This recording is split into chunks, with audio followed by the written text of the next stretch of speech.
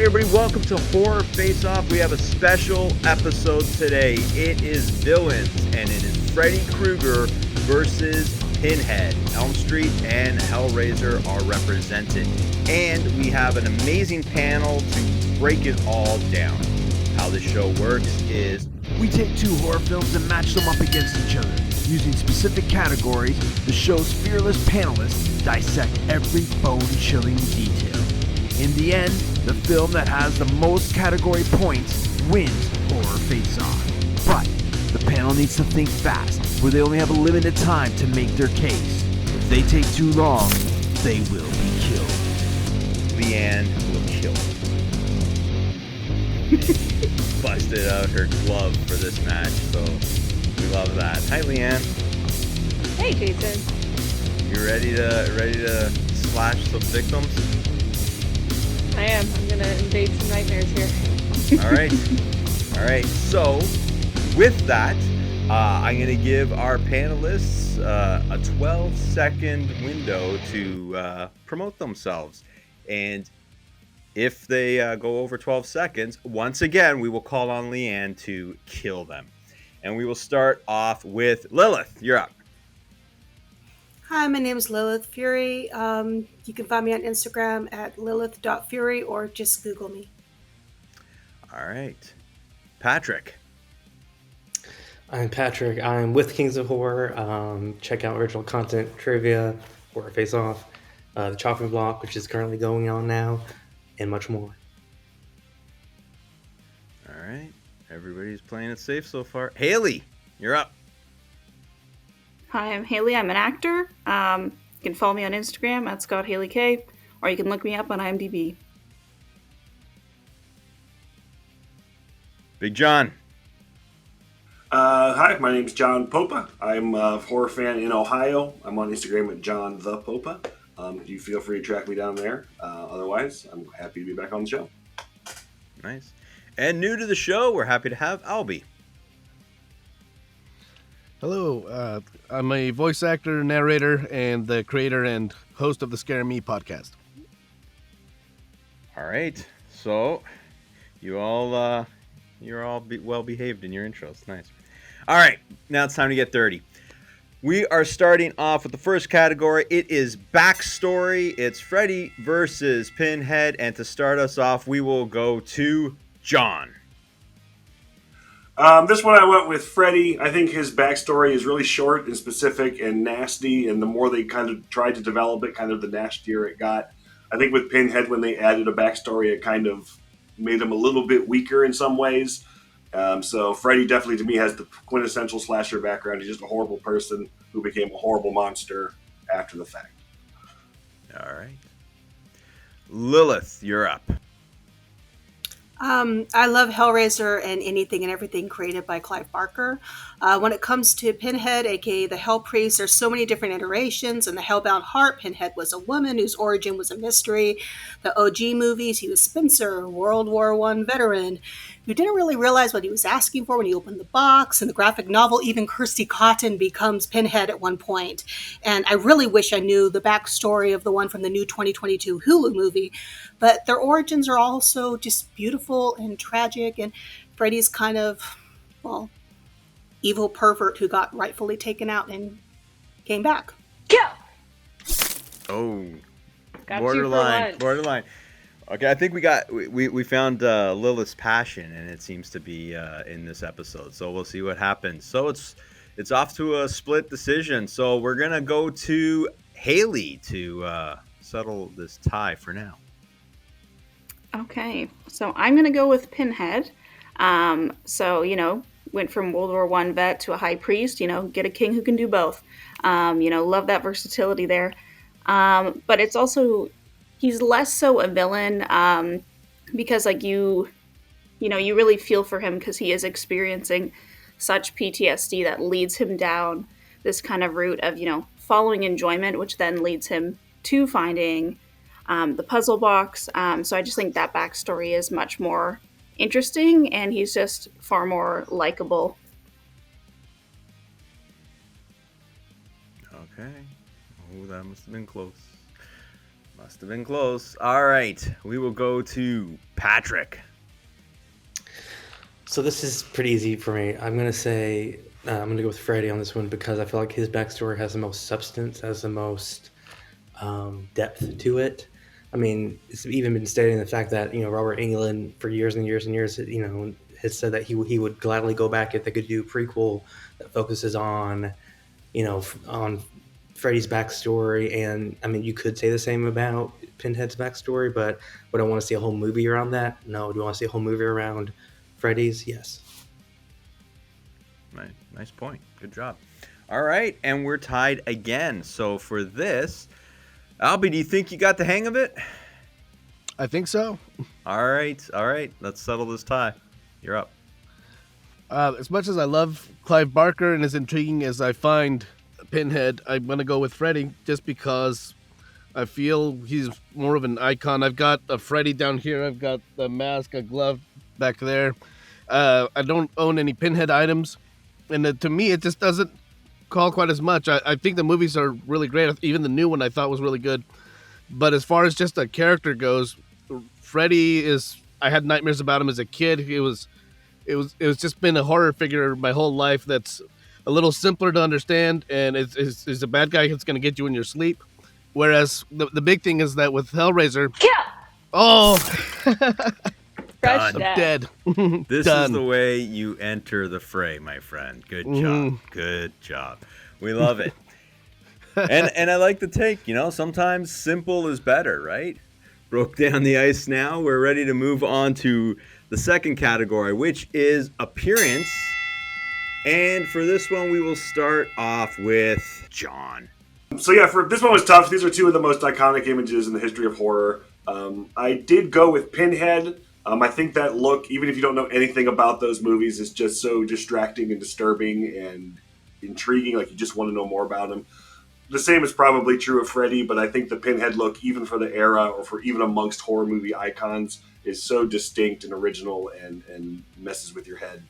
So for that, I give it to Pinhead just for the pure appeal of the look. All right. Haley. I am also going to go with Pinhead. Just because it is so much more of an unsettling look. Also just rocking that long trench coat dress. That's an iconic look. As well as the different nails and pins. That is definitely much more unsettling to see, and kind of almost having that kind of full black and white look is just much more unsettling. As much as I love Freddy and think he's a kooky, campy time and can rock a fedora, it's going to Pinhead. All right, Patrick. I also have to give it to Pinhead. As a wee lad in the late 90s, I would be at video stores, and the one poster that always freaked me out was Hell on Earth's poster, and it's very identical to the original poster with the Pinhead on it, but just that I always get creeped out by it, and I've avoided watching Hellraiser for the longest time because of that imagery. So that alone speaks volumes to me. So I got to go with Pinhead on that. All right, Albie. I think Freddy may be a more recognizable figure to more people, but I'm gonna say Pinhead because in every version of him, or her, depending on which movie you're watching, you want to know what has happened to this person, and that goes to all the Cenobites. What has happened to make this person look like this, especially in the new Hulu movie? Like, it's crazy. That's all. All right. Okay, and let's end the round off with Lilith. Pinhead, hands down. I mean, whether it be the iconic black leather and extreme body modifications, or the modern take, which is a lot more like the book, where you can't really differentiate between flesh and clothing. I mean, I love Freddy's sweater and hat and glove, but doesn't have that macabre beauty. All right, so I I'm surprised Pinhead swept the board. I'm not surprised that he won it, but that he swept it. It's pretty.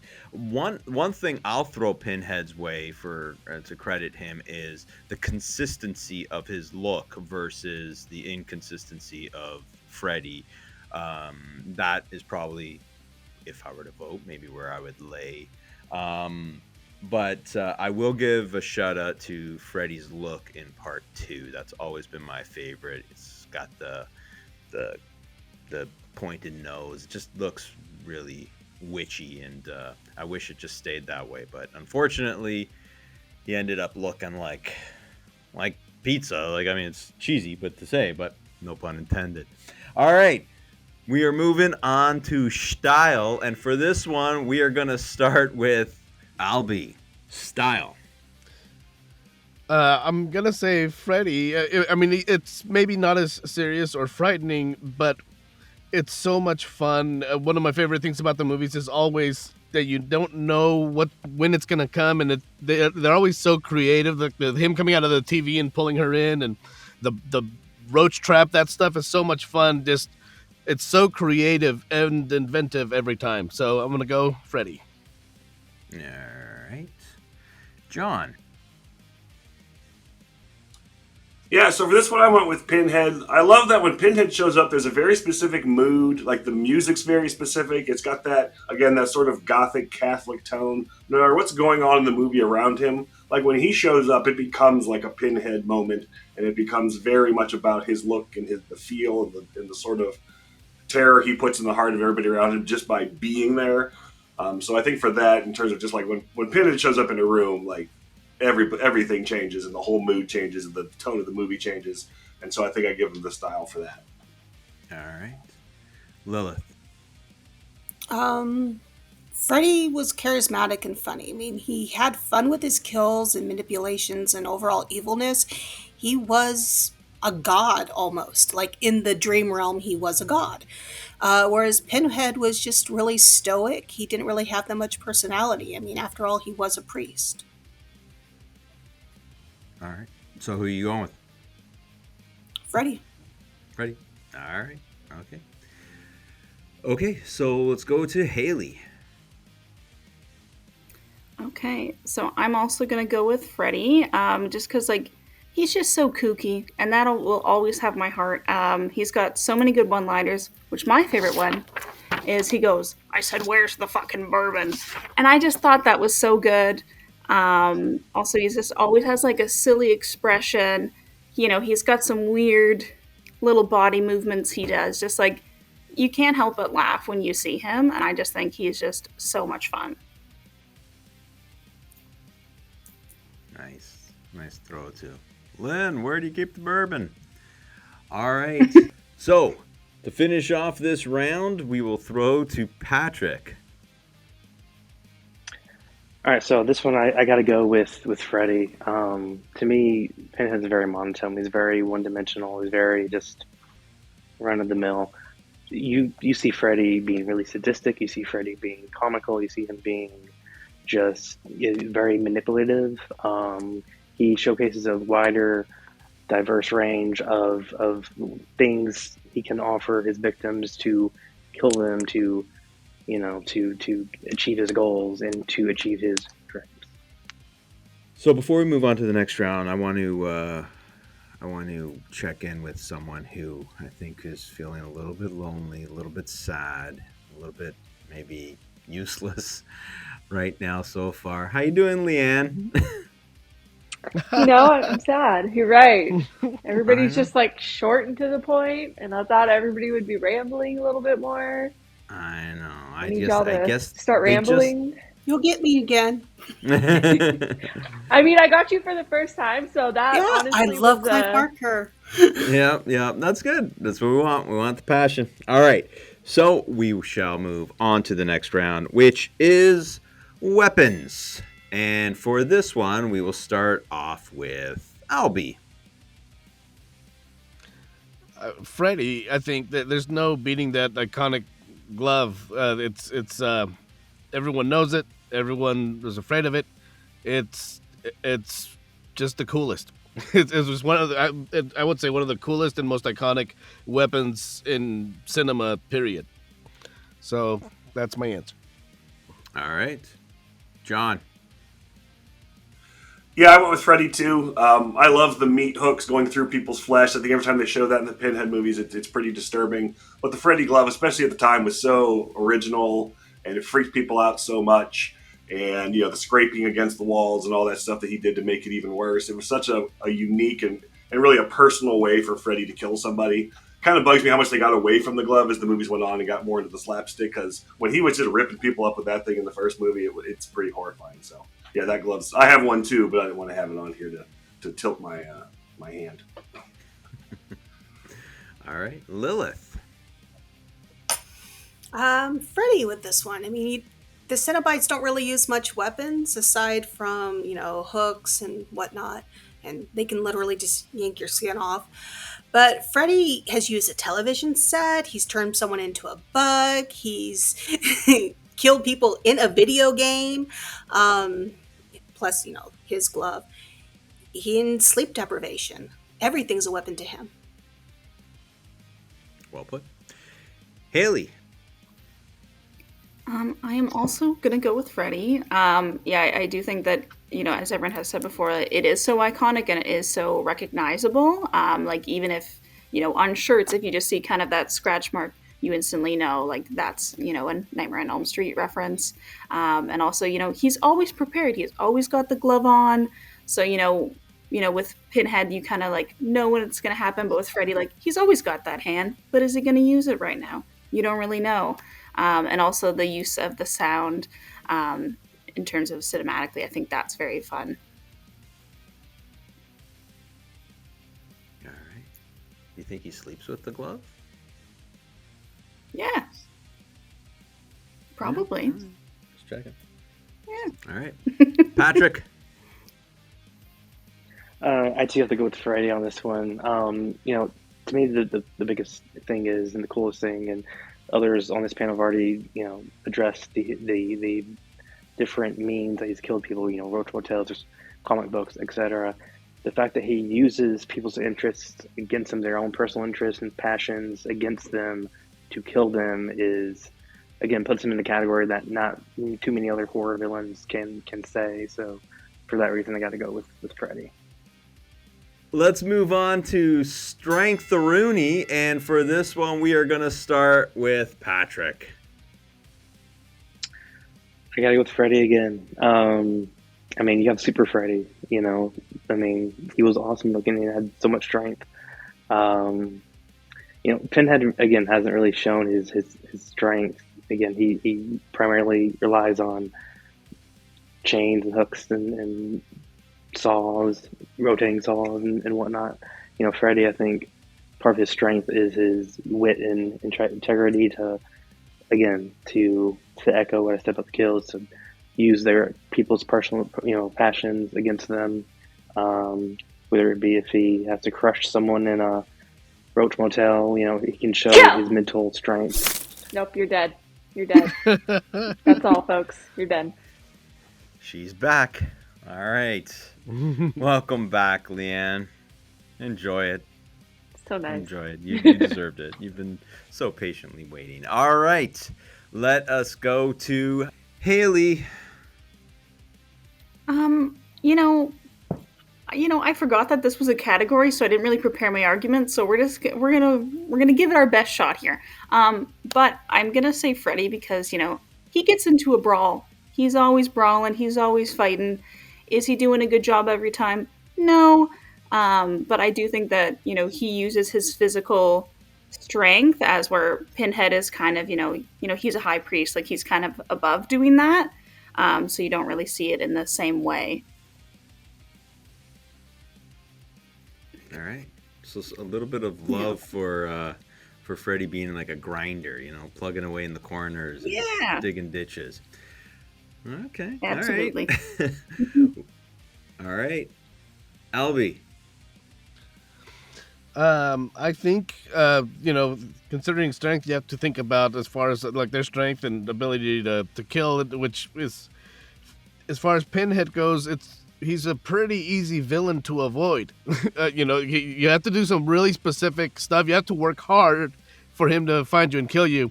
And with Freddy, like you just if you're a student going to the wrong high school, living in the wrong area, which is kind of out of your control as a teenager, as a kid, he's gonna get you. So, to me, that's more that shows more power. All right. All right. Lilith. Freddy wins this one because he is as strong as the imagination can allow. His strength in the dream world is limitless. In the real world, not so much. With the Cenobites, you never really get to see them display their physical strength. And even in the Cenobite world, they are, they work for Leviathan. But then again, in Freddy's Dead, you kind of got a hint of Leviathan, so maybe they both work for him. But Freddy still wins. All right. John. Yeah, I gave this one to Pinhead. I think the fact that no one's ever really messed with him is just a sign of how strong he is. Like, I can't imagine, like, if Kirsty just started to brawl with Pinhead, that she would win. Like, I think fighting is kind of below him, but I think if it got to that, like, it would, like, Freddy got beat by a poem once. So, I mean, he kind of, like I said, he gets the crap beat out of him all the time, but I don't think, people don't mess with Pinhead even in the circumstances they're in. I think they know that would go badly. And I think that's just a sign of the strength of the character. Like, his presence is more than, you wouldn't think I'm just going to punch him in the face. Like, that's not going to happen. All right. Awesome. So I will say, though, Freddy did work on his game. I don't know who his trainer was, but in the first show, he was getting his ass handed to him by Nancy. By Freddy versus Jason, he was apparently trained in martial arts and was a badass ninja. So he did work on his weaknesses. We should have given him some credit for that, people. Okay? I'm just kind of saying that. All right. So we will move on to Scariness. And for this one, we're going to start off with Lilith. Well, the Cenobites are priests in the Order of the Gash. They don't just go around harming innocent people for shits and giggles. They have to be invited, and you have to choose to summon them. In the book, The Hellbound Heart, they even attempted to dissuade Frank, ensuring that they got his full consent before taking him. Freddy doesn't care about consent, not when he was alive, and definitely not while dead. Freddy can get you as soon as you're asleep, or, as Freddy vs. Jason showed, even if you're just a little high. All right. Did you get an answer there, Leighanne? I think Freddy, right? Freddy, right? Yeah. Okay, just making sure. All right, Haley, you're up. So I'm going to give it to Pinhead, just because he is much more unsettling, just in terms of looks, and also he's so well-spoken and intelligent, he doesn't rush. So when you have that kind of calm always in the way that he stands, that's very unsettling, because you're like, what is he going to do? And you're really kind of waiting on that. As are with Freddy, we're getting those fun one-liners. Pinhead doesn't really do that. However, my favorite line of Pinhead, they go like, Jesus Christ, and he goes, not quite. And I just think that's, like, good one, but, like, good stuff. Yeah. Kill! Nope, you're done. That's it. That's all. Wow. The nerve of her trying to continue, eh? Wow. I know. Everybody. Thanks for the quote. All right, John. You're welcome. Yeah, this one I went with Freddy. This is me going back to seeing these movies when they were new, and Nightmare on Elm Street did genuinely terrify me when I was 11 or so when I first saw it. Hellraiser came out a few years later, and I think Pinhead was just too cool to kind of be scary, if that makes sense, whereas Freddy, especially when the first movie was out, and it was the only movie that was out, it was genuinely frightening. I watched it at a big party with friends, so I didn't want to act as afraid as I was, but I did not sleep well after watching that movie the first time, at all. All right. Albie. I'm going to go with Freddy. Kind of what I was saying earlier, that he's just, if you live in that area, it's inevitable that he'll come after you.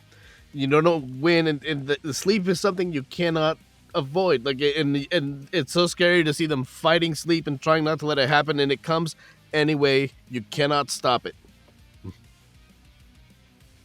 All right. Patrick.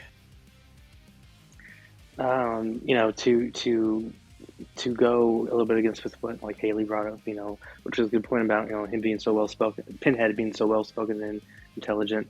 I feel like I could have a civil conversation with him and get him to not kill me. I mean, Kirsty made what two separate occasions deals with him to you know, for him not to kill her. Freddy doesn't care. Freddy, the opening scene in Nightmare with the elongated arms, going back to Mia's point about who I'd be scared to see in an alley. There's your proof right there. You know, all of that I think just makes it so much creepier. So I got to go with Freddy on this one. All right. Okay. So be honest though, Patrick, who would scare you more, Freddy or when I send you a text saying, "Hey, we have to talk"? They're pretty neck so and Patrick neck. Unfortunately has Pretty to deal. Yeah, Patrick has to deal with me.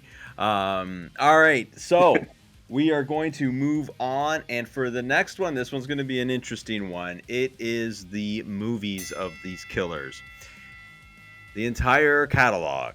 And for this one, we are going to start off with John.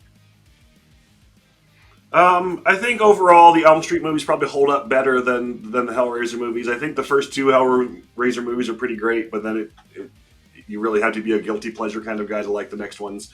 But the Elm Street movies, I think not only they stay good, I think they kept adding new ideas to the mythos that I thought were really interesting. Especially even though Part 5 is kind of hokey, I loved the idea of the baby being the one dreaming and that causing all the problems. So I think the Elm Street movies developed the story better. Even if they got a little off the rails as time went on too. All right. Albie. I will have to say Nightmare on Elm Street because I agree that after Hellraiser 2, there were some... I did not think that the others were good, particularly that Hell on Earth I thought was just... And I'm sorry if anyone likes it, I thought it was terrible. And while the other movies are always campy, they're regularly campy. They stay true to tone, and I just enjoy watching all of those a lot more. All right. Lilith. It's hard because I love every single Nightmare on Elm Street movie ever made, except for that horrible remake. And I love the books, and I loved Freddy's Nightmares, the show. But I overall loved the first two Hellraisers and the 2022 remake and the books and everything else far more. Clive Barker could fart on a piece of paper and it would be a masterpiece. All right. Okay. There's your quote. There's your quote. So we'll move on to... Just make a we'll T-shirt move of on that. to Haley. So I'm gonna have to go with Nightmare on Elm Street. I will always be a Wes Craven girly. I'm into it, and it's just I love that it gets get campier and kookier, and you're like, oh, it can't get any sillier, and it does, and I just love that, and I think like that just really kind of holds up. And you know, with the Elm Street films, like you're expecting it to be that way, and it delivers that way, and I love dumb shit. So like. For me, I'm very into as weird as it gets when he's turning into weird things, you know, weird jazz hand moments, you know, I'm into it.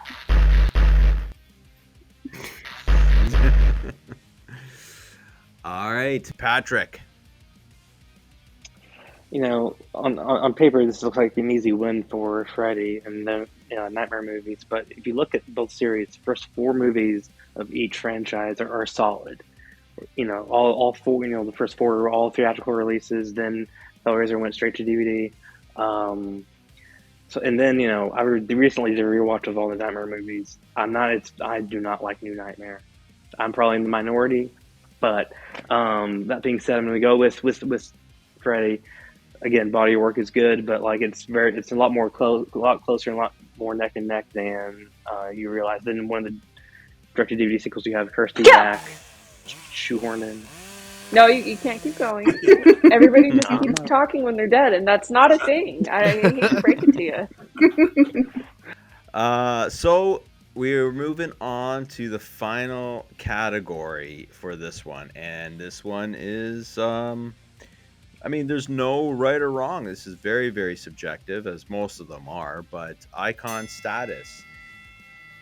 And it could be as personal as you want it. So, for this one, we will start off with the rookie of the show who did a fantastic job, I might add. Albie, you're up.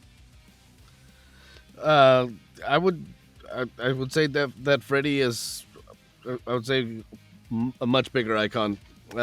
It's just if you put a silhouette in anything, anybody will know who it is. I think in just about any country, like he's so culturally huge. He's one of the figures of horror. You know that definitely goes up there. You know, I've seen arguments about who would go on the Mount Rushmore of horror. He's on 100% of the time.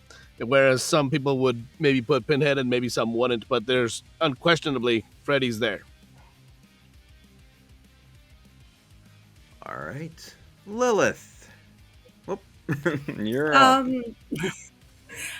I would go with Pinhead. I mean, although Freddy is obviously very iconic, Pinhead has so many iterations, and I really want them to make a Kirsty Cotton one. The backstory is just phenomenal. I mean, it's amazing, and just there's a woman, there's a man, there's everything in between. It's beautiful and horrific, and I love it. All right. Patrick. Icon status. To me, this is a no brainer. Much like Albie said, who's on that Mount Rushmore? Freddy has to be on there. He's top three. I think that the fact alone that we had there's in the '80s so much kid-oriented merchandise, dolls, yo-yos, so much geared towards Freddy that alone speaks volumes to the reach and impact that he had in the mid to late early 90s especially. So you got to go with Freddy. All right. Haley. So I'm going to give it to Freddy because, if you ask non-horror fans, name horror icons, they will absolutely know who Freddy is first and last name, as where they may be able to recognize Pinhead, but they might be like, oh, that kind of pin-like guy. Like, they might not know his name or what he's from. They might just know what he looks like. Every Halloween, there are so many people dressed as Freddy, whether they really know him or not. So you see him far more in pop culture. He's in songs, even including like a Ludacris song. I can quote that part later. But he's just... Okay. You're done quoting? Yeah. No more quoting.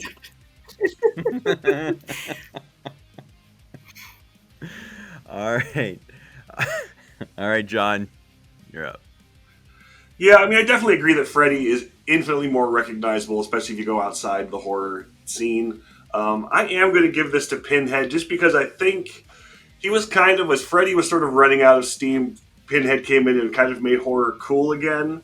And I think to people who kind of identify with with the box and with Pinhead, like you kind of know they were more of a kindred spirit. Whereas somebody who likes Freddy could be anybody who doesn't really love the movies. They might just like him because he's so famous or so popular. But to be Pinhead is kind of like an icon, like for the cool kids. All right, so that was good.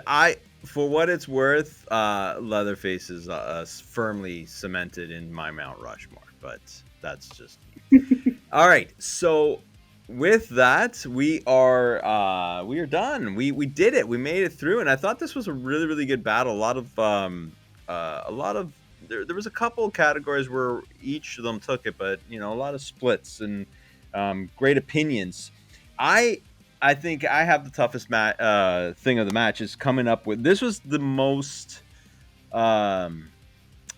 rich is as far as hot take. So I usually give an award to whoever has the best bloody take of the match.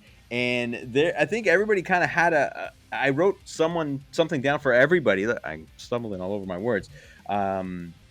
In the end, though, obviously, the one that made me laugh the most was farting on a paper, and you'd love it. So, but but I'll avoid low hanging fruit with bodily functions.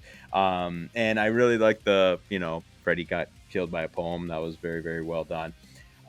In the end, it really kind of came down to two, and I really and don't take offense in this, Alfie. Sorry, Albie. I really should give it to you because the Mount Rushmore comment Kill. was. You know what? I know, but I still have to You- give my. I'm giving him love. He's I know, but I have to kill you for messing that up. I just right. had to interject that. All right, give me 15 seconds to finish my point, and you can kill me after 15 seconds. Oh, The man, Mount okay. Rushmore really was the winner of this because everybody kind of piggybacked on it, and it was a very, very poignant point. But in the end, I'm giving it to Haley for the bourbon voice. You don't not only just quoted Freddy, but you actually did the voice as Freddy, which was very, very welcome. Kill. No. Thank you. No. Thank you very You much. got 2 kills. Messing up his name and the 15 seconds. That was 2. All right. Okay. I'm not going to argue with the boss. So, anyways, that being said, as you document my deaths, we will throw to you for the winner. Well, this one was a lot of back and forth. There was actually just a very clear-cut winner on this one, and the winner is my boy Freddy. He did it by a landslide, actually. So Really? It didn't feel like that. more than half. Yeah. What? Wow. You just can't count, Jason. Sorry, Patrick. You started talking, and I was like, gonna blame it on you. Jason, He agreed, so he can't count either. All right. No, it didn't. It honestly didn't feel like that. It didn't feel like that. And I can count, but I just, yeah, that's good. Don't mess with Freddy, right? He's an icon for a reason. This was a fun episode though, and I really appreciate everybody. This is tricky because unlike watching one movie or two movies, you kind of have to go through a library. You have to compile your notes for a library of films, and you all did an amazing job. So I'd like to thank Leighanne, who really hung in there. When times were slim and there was nothing going on, you really had to pretend like you're interested. So good job on you. And but when you did have to kill, you killed. And I'd like to thank panelists, returning panelists, new panelists, and everybody in between. Thank you very much. It was a fun show. Freddy takes it over Pinhead. Other than that, we'll see you on the next episode.